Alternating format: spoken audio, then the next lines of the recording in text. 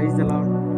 దేవుని పరిశుద్ధ నామానికి మహిమ కలుగును గాక. ఈ సాయంకాలం మీ కొరకు ఒక మంచి మాటను ప్రభు అయిన యేసుక్రీస్తు దగ్గర నుంచి తీసుకుని వచ్చాను.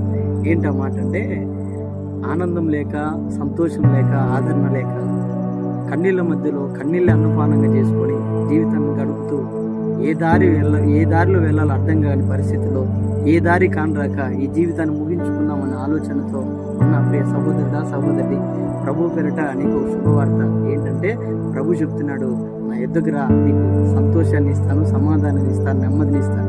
మత్తయి సువార్త 11లో చెప్తున్నాడు, ప్రయాసపడి భారం మోసుకుంటున్న సమస్త జనులారా నా ఎద్దుకు రండి, నేను మీకు విశ్రాంతిని కలగజేస్తున్నాను. యెషయా భక్తుడు అంటున్నాడు, ఎవని మనస్సు నీ మీద అనుకున్న వాడిని పూర్ణ శాంతి గలవాడిగా కాపాడుతున్నాడు.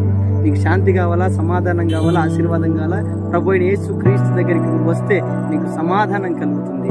ఈ లోకంలో ఎవరికి దగ్గరికి వెళ్ళినా నీకు అది కలగదు, కానీ ప్రభు అయిన యేసు దగ్గర నీకు సంపూర్ణమైన సంతోషం,